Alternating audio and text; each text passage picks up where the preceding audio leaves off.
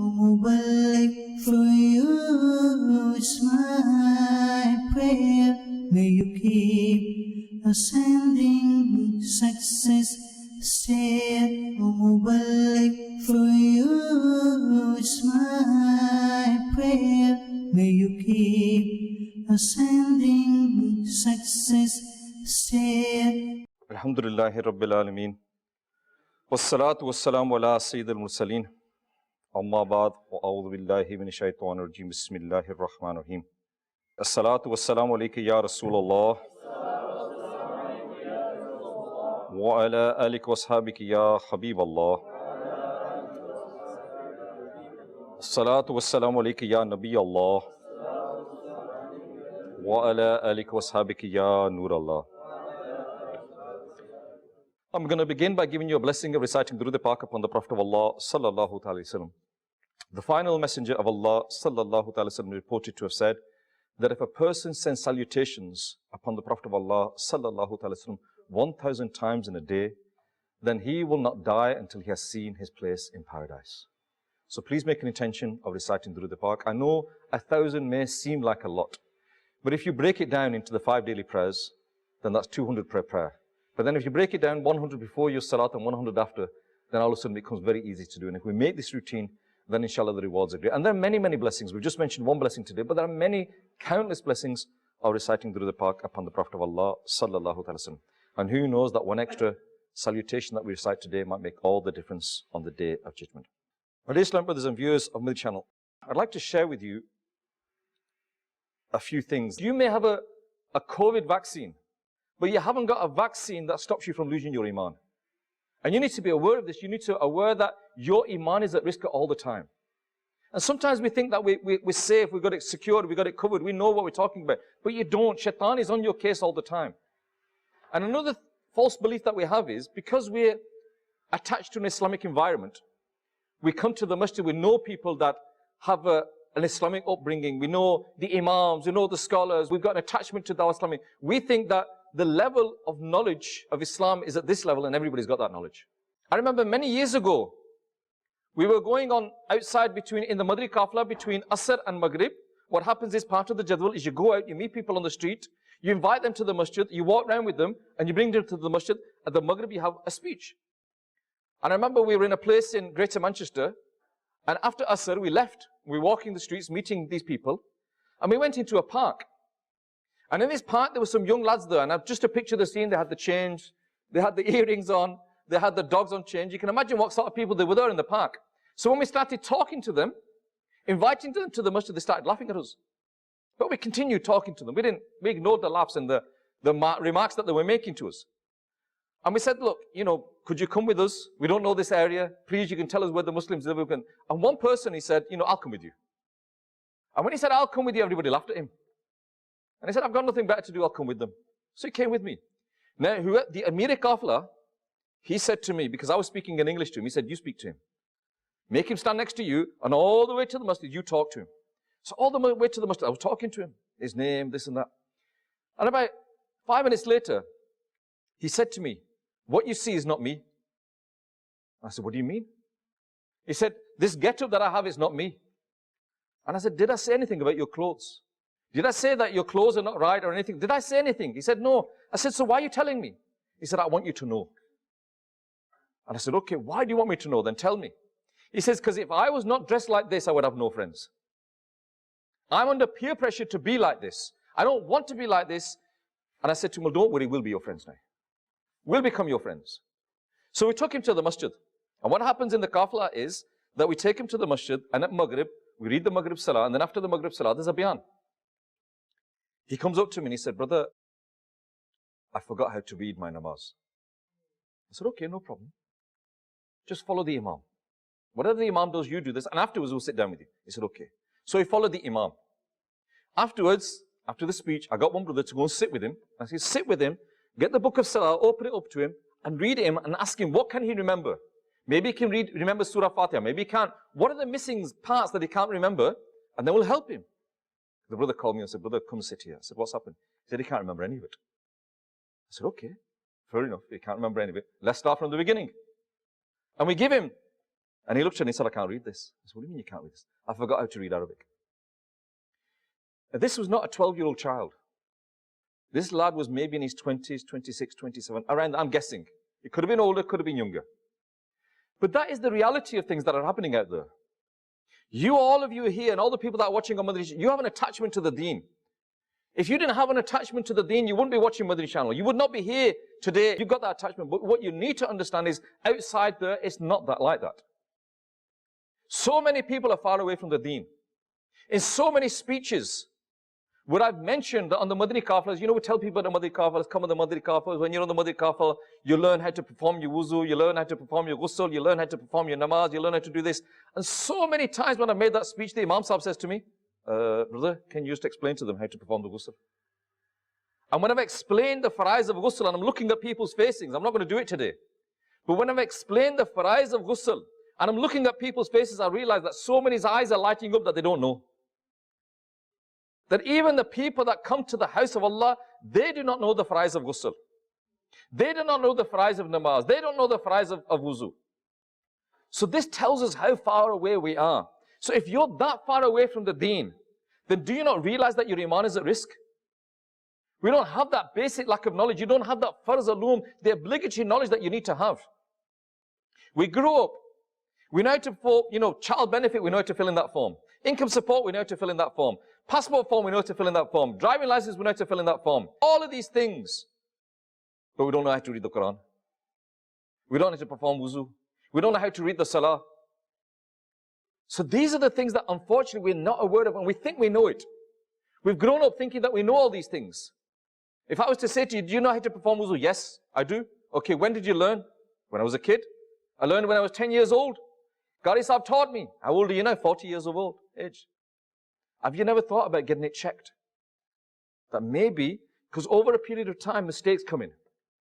You know your car, when you get a brand new car, a 60,000 pound car for argument's sake, a brand new car, why do you service it? Why do you get your car serviced every 10,000 miles? To make sure it's still running right. To make sure your car is perfect. To make sure that your car is running right. And you know what happens? You proudly show people, I've got a service history. Look at me, I've got a service history. And I got it done from a dealer. Yeah, I got a perfect dealer service history. How many of you have got a wuzu service history? How many of you got a namaz service history, a Quran service history? And how many can say, look, I got it done from a scholar. I got it done from a Qari Sahib. I got it done from a teacher. We don't have that in our mind. And we don't realize that we run the risk of losing our iman. And iman is something that if you lose it, you've lost it. We should be so scared that we don't lose our iman even for 1 second. Are we aware of those things that if you say a kufr, that you go out of the fold of Islam? Are we aware of those things? Are we aware of those acts? That if you do these, then you run the risk of dying with iman. It's the worst end in your life. You can die penniless. You can die bankrupt. But if you die with iman, you are the richest person in the world. If you have all of the wealth in the world, if you have all the gold in the world, all the diamonds in the world, you die without iman, you're the poorest person in the world. And we need to ask ourselves, what are we doing to protect our iman? When I came here, I parked my car in the back. The first thing I did, the brother was coming out to meet me. And he put his hand forward to give me salam. I said, just wait a minute. I locked my car. That's the first thing I did. Why did I lock my car? It's here, it's in the car park here, it's secure. Why did I lock it? Because I don't want anybody to steal it. You did the same when you came out of your house. You locked your house. Why? Because you don't want anybody going into your house. But what locks are you putting on your iman? What are you doing to protect your iman? Are you aware of those things that cause you to lose your iman? And this is where we should be worried. There is a book called Sharh Sudur. And in that book, the scholar has mentioned 4 causes. 4 causes of what cause, if you are prevalent, if you're acting upon these things, then these are the things that could cause you to die without iman. Number 1, laziness in offering salah. Number 2, consuming alcohol. Number 3, disobedient to parents. And number 4, causing harm to Muslims. If we look at the first one, laziness in offering salah. Laziness in offering salah. How many of us, as a general percentage, if you look at the Muslims as a percentage, how many of us, as a percentage of Muslims, offer the prayers 5 times a day? You know, we are creating a society of Muslims. There is you could say three types of Muslims now. There is one type, well, four types in fact. There's one type of Muslim who doesn't pray at all. He doesn't pray at all. So you could say he's the worst of the worst. Then the best of the best, and he prays 5 times a day. Right? Then there's 2 other categories. There's one category of Muslim that don't pray 5 times a day, they pray 5 times a week. And I'll explain why. I've seen it with my own eyes. The Madrasatul Madinah that we have, the children come to the madrasa, and at the end of the madrasa, whatever the namaz is at that time, we try and perform it. So at this time of the year, Salatul Asr, or maybe Salatul Maghrib. So the children, whilst they're in the madrasa, they read the Salatul Asr, the Salatul Maghrib, or Salatul Isha, depending on the time of the year. When they go home, they don't read the Salah. So for them, Salah is fard upon them 5 times a week. Monday, Tuesday, Wednesday, Thursday, and Friday. That's it. And even then, the father is outside the masjid waiting for the child to come out. And he knows that his child is not going to come out until he's prayed his Salah. And Allah Azza wa Jalla has not given him the tawfiq to come into the masjid and read his Salah. So he's 5 times a week. Then we've got the other one time a week. The Jummah. We read our namaz on Jummah. All of a sudden, I joke with people. And we can say it here. In Fizani Ali and Campbell sang, every Friday you import Muslims. All of a sudden, these Muslims come from nowhere. They come from all the streets and all the towns, and all of a sudden we import them. They come here, read the Salah, and as soon as after the Salah we export them, and they disappear again for the whole week. You know, if I was to ask a question, alhamdulillah, there are a few scholars sitting here with us. If I was to ask you a question, that if someone passes away, and they have 3 brothers, 3 sisters, a mother, a father, a wife, 3 daughters, 3 sons, what is the ratios of inheritance? Very few of us, probably none of us, except for the scholars, they will have to sit down. They can't think of it off they would have to sit down with a pen and paper. They would have to sit down with a pen and paper and work it out. Why? Because it's a difficult question. It's a difficult, fiqhy question, this. But if I was to ask you a question, all of you a question, how many of us here know that Salah is fard upon us? Or easier, how many of us here now know that Salah is not fard upon us? We all know. Nobody, even these young children that are here today, they know Salah is obligatory upon us. So the question is, if we all know that it's obligatory upon us, why are we not reading it? Why are we not reading our Salah? Are you not scared that you might die without your Iman? Are you not afraid of that? The question is, why am I not doing this? And you know, we have this mindset in us, we'll worry about it later. We'll worry about it later. You know, people say, I've seen many people, they say, you know what, when I retire, I'll start reading my namaz. Yeah, I'll sit in the masjid. Brother, once I retire, I'll be in the masjid for the rest of my life. Number one, what guarantee is that you're going to live till you retire? What guarantee is there? And if that saying was true, then this masjid would be full of old people. This masjid would be full of old people. There are many old people that Allah doesn't give them the tawfiq to come to the masjid. So we need to sort ourselves out. You know, before Ramadan this year, we were talking to someone. And we said to them, look, you need to read your Salah, read your Salah, read your Salah. And 2 or 3 brothers, and one brother said, you know what, inshallah, brother, I make the intention that inshallah Azza wa Jal, from the 1st of Ramadan, from then I'll read my Salah 5 times a day. I said, no, he hasn't. He's made an intention that from now until the 1st of Ramadan, he's not going to read his Salah. That's the intention that he's actually made. We think, mashallah, he's made an intention that he's going to do this, he's going to do that. What about now? This is the time to do it. If you're going to sort yourself out, you don't wait for tomorrow. You know, some people say, I'll wait for Jummah, I'll wait for Ramadan, I'll wait for this, I'll wait for that. When's that going to happen? What guarantee have you got that you're going to see Ramadan? What guarantee have I got that I will see next Ramadan? You haven't got a guarantee. If anybody can give me a certificate, forget next Ramadan, nobody here can give me a certificate that can say, brother, you will live until tomorrow morning. Nobody can give me that certificate. So if not now, then when? When are we going to sort ourselves out? When are we going to start reading our Salah? The second thing that's mentioned in that book is, unfortunately, that person that consumes alcohol. People aren't scared of committing sin now. You know, one of the worst things about committing a sin is not being afraid of committing a sin. You know, if you commit a sin, then one of the conditions of repentance is that you admit that you committed that sin and you're ashamed of it. You know, if you get up late for Fajr, for example, the alarm clock went off, you pressed the alarm clock, and for some reason you went back to sleep. And then when you wake up, for your breakfast. You should be ashamed of yourself that I was not up for Fajr. What happened? If you're not ashamed of yourself, then that is the worst thing. And what's happening now is when we commit a sin, we're not ashamed of ourselves. We don't care. Okay, so what? Okay, so what? And we also have this mindset that it's a small sin. Yeah, it's only a small sin. You know, it's only a small sin. There is no such thing as a small sin. You could be punished for that small sin. You could be thrown in the hellfire for what you think is a small sin. And we need to be aware of that. In the same way, you should never think of any good deed as being small. What you think is a small deed could be as a result of that, your ticket into paradise, inshallah. And that thing that you consider a small sin, it could be because of that you're entered into the hellfire. And again, we're not aware, we don't even think about this. We don't think about what happens in the hellfire. Someone recently wrote, he said that on this planet at this moment in time, there is more than 7 billion people. He said if the pain, 7 billion people, some are in hospital, some are at home, some are ill, whatever the pain that they're all going through. Imagine the pain of 7 billion people in one person.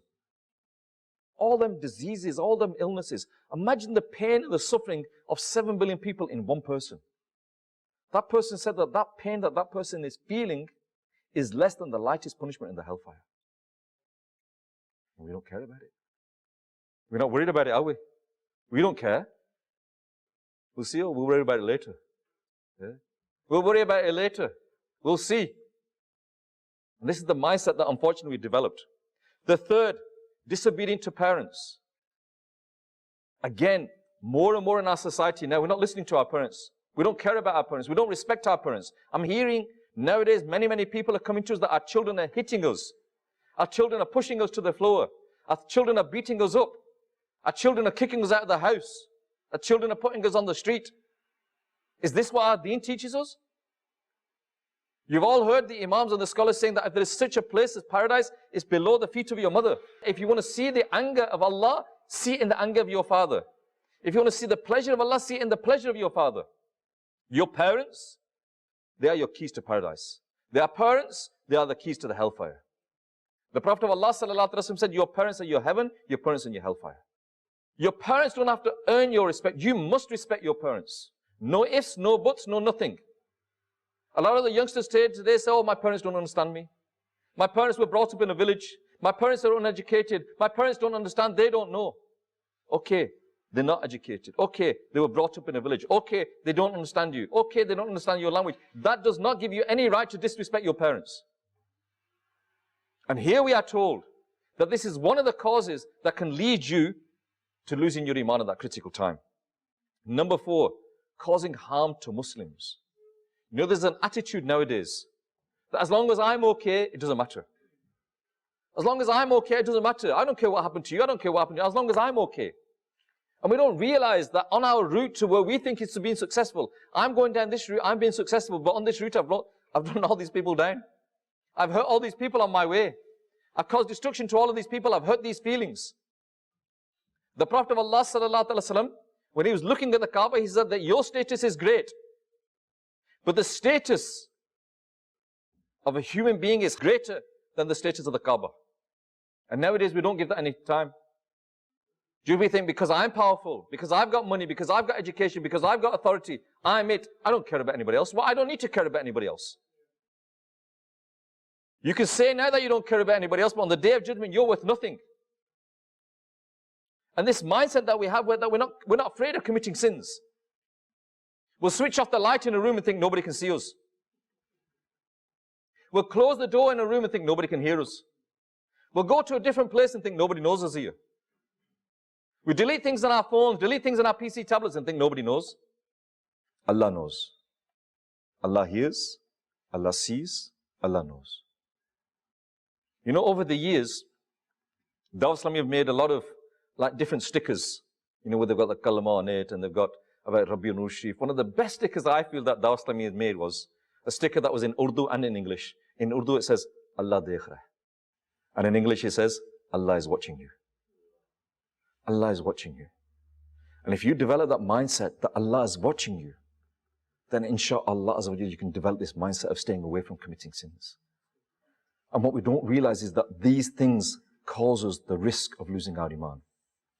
Another thing that can cause you to lose your iman, the scholars have said that when the azan is being recited, to stop. If you don't stop and you don't listen to the azan, attentively listen to the azan, then just that in itself can cause is a risk that you could die without your iman. So please make a habit whenever the azan is recited, don't just carry on checking your messages and listen to the azan. Our salah, they are the locks of our iman. You know, they say that if you want to get insurance on a house, you have to get at least 5 lever locks. Your salah is like a 5 lever lock. And if you want to put more locks on your iman, get up for tahajjud, get up for chast, get up for ishraq, read the Quran, fast, do all of these things, and these are putting locks on your iman. You know, if a person walks around with a handful of 20-pound notes, you think he's a fool. That's what we're doing with our iman. A little bit of wind, gone. We're not doing anything to lock our iman, to safeguard our iman, to protect our iman. And like I said earlier on, the knowledge that we have, if we look at our knowledge, and like I said, we're here in a bubble. I've been in discussion with a lot of people, and people say to me, Khalaba, you know, you do programs on Madani Channel, you do these discussions, you talk about social issues. The more I realize is I know nothing. The problems that are happening in the society, we are not aware of them. We think, oh, it's only this happening, and I'm okay. There's so much more happening. Every day I'm hearing stories. Stories that I cannot repeat on Madani Channel. What is happening in the society today? What is happening to our children? What is happening to our sons? What is happening to our daughters? What are we doing about it?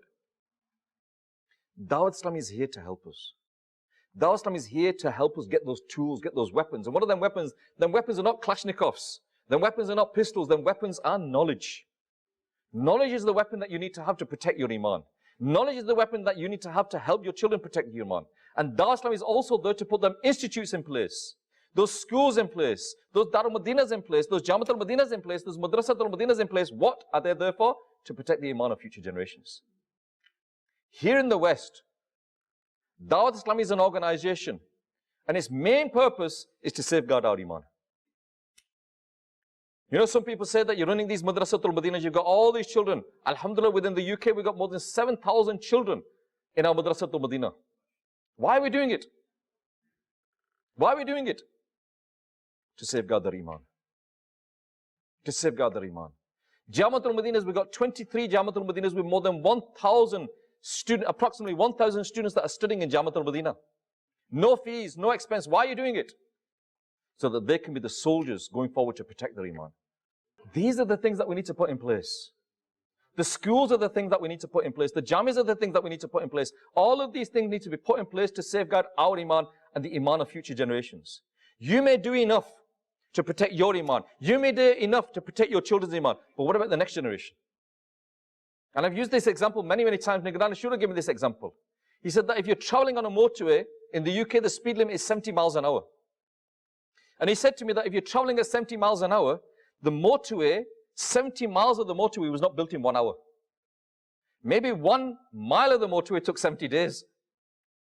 Maybe 1 mile of the motorway took 70 months. They came across problems, they whatever, but they built it. And they built it, they went through all the difficulties, and through their difficulties, now you're going at 70 miles an hour.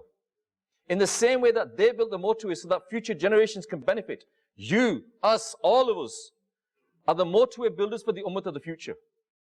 We need to put those things in place to safeguard the iman of the future generations. Be it the Jamaat al-Madinas, be it the Madrasat al-Madinas, be it the schools, it is our duty. You know what's happening, you know what's being taught in the schools today. I don't have to tell you.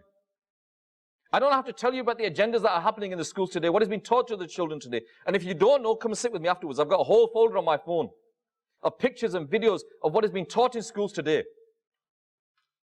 What are we going to do about it? Are we just going to have this sort of attitude that I'm okay, as long as I'm okay, I don't care? No. You know, if there's a fire next door and you don't do anything about it, that fire is going to come to you.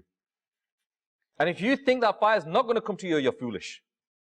You need to realize that we need to make sure that we safeguard our iman, protect our iman, and put these things in place.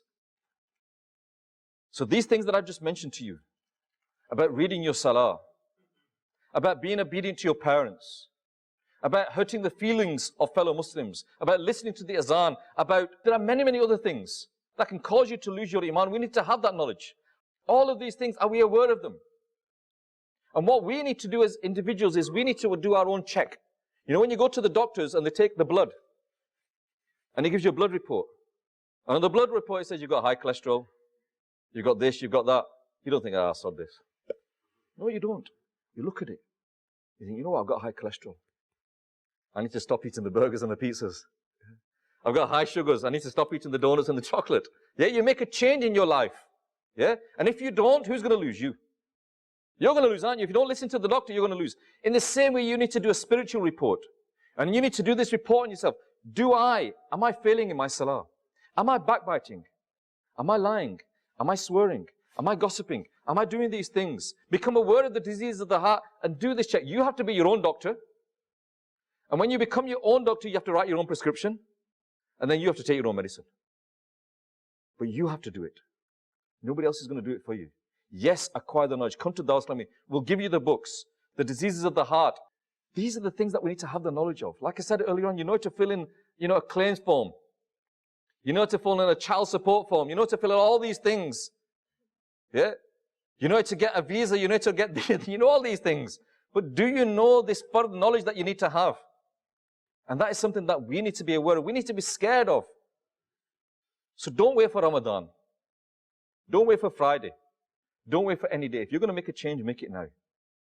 Imam Ghazali Rahmatullah, he said that you only have 3 breaths in your life. In many speeches, I've said that you have 3 days in your life. Yesterday, today, and tomorrow. And I've said that yesterday is gone. Tomorrow you don't know. Today is the day to make a change. Imam Ghazali, he went one step further. He said you only have 3 breaths. The one that's gone, the one that's coming, and the one that is now. Meaning this is the only time you have to make a change. So we should repent. We should make a change now.